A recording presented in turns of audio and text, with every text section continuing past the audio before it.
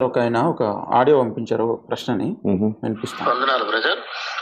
ఒక చిన్న ప్రశ్న మన యథార్థ టీవీ వారికి పంపించగలరని ఆశిస్తున్నాను. రంజిత్ తోఫిరయ్య గారి ద్వారా ఇది వినాలనుకుంటున్నాను.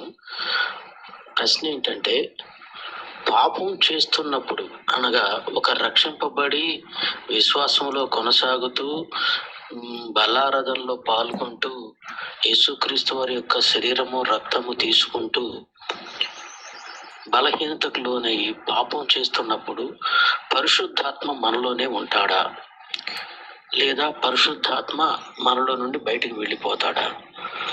పాపపు స్థితిలో ఉన్నప్పుడు బయటికి వెళ్ళడా? దీనికి వాక్యాధారం కావాలి. నేను చూసినంత వరకు పాపం చేసినప్పుడు పరిశుద్ధాత్మ మనలో నుండి వెళుతాడు అని ఎక్కడ వాక్యంలో లేదు. దీనికి ఏమైనా క్లారిటీ ఇప్పించగలరా? నా పేరు Ramakrishna brother. Divisional accounts officer గా వర్క్ చేస్తున్నాను గుంటూరులో. Thank you brother. బ్రదర్ అడిగిన ప్రశ్నకు మనం ఇంతకుముందు చాలాసార్లు సమాధానం చెప్పాము. ఇప్పుడు 51వ కీర్తనే మనకు దీనికి సరైన సమాధానం చెప్తుంది. 51:11 నీ సన్నిధిలో నుండి నన్ను త్రోసివేయకుము, నీ పరిశుద్ధాత్మను నా యుద్ధ నుండి తీసివేయకుము. నీ రక్షణానందము నాకు మరలా పుట్టించుము, సమ్మతి గల మనసు కలగజేసి నన్ను దృఢపరచు. 11లో అంటాడు, నీ పరిశుద్ధాత్మను నా యుద్ధ నుండి తీసివేయకుము. అంటే అంత పెద్ద వ్యవహారం చేశాడు ఆయన.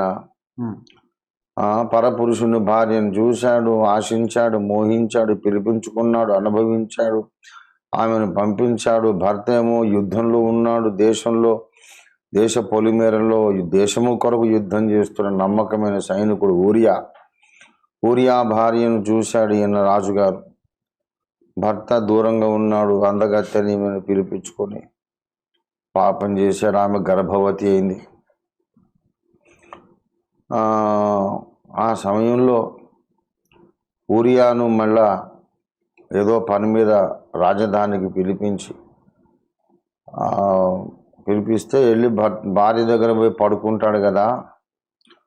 తర్వాత గర్భం వచ్చింది. ఆ రోజు ఊరియా వచ్చాడు, అతని వల్లనే వచ్చిందని ప్రచారం చేయవచ్చని, తన పాపాన్ని కవర్ చేసుకోవచ్చని అంత పెద్ద స్కెచ్ గీశాడు దావీదు మహారాజు.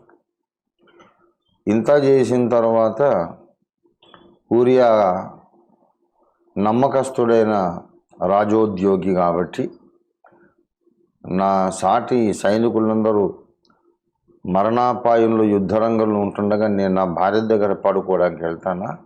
నేను వెళ్ళను మహారాజా అన్నాడు.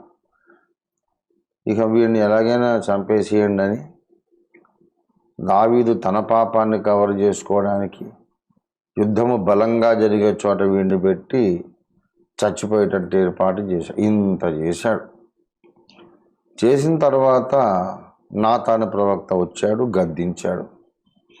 దావీదు వెంటనే తన తప్పు ఒప్పుకున్నాడు. నేను తప్పే చేశాను, నేను పాపము చేసి తిని అన్నాడు. ఉపవాసం ఉన్నాడు, ప్రార్థన చేశాడు, విరిగి నలిగి రోధించి ప్రభువా నన్ను క్షమించమని వేడుకున్నాడు. అదంతా అయిన తర్వాత పశ్చాత్తాప గీతము ఈ 51వ కీర్తన రాశాడు.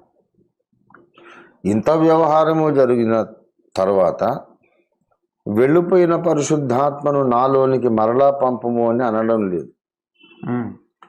నీ రక్షణానందము నాకు మరలా పుట్టించుము అంటే, ఒకప్పుడున్న రక్షణానందం ఇప్పుడు లేదు, నాకు మళ్ళీ ఆ రక్షణానందం ఇయ్యండి అని అడుగుతున్నాడు.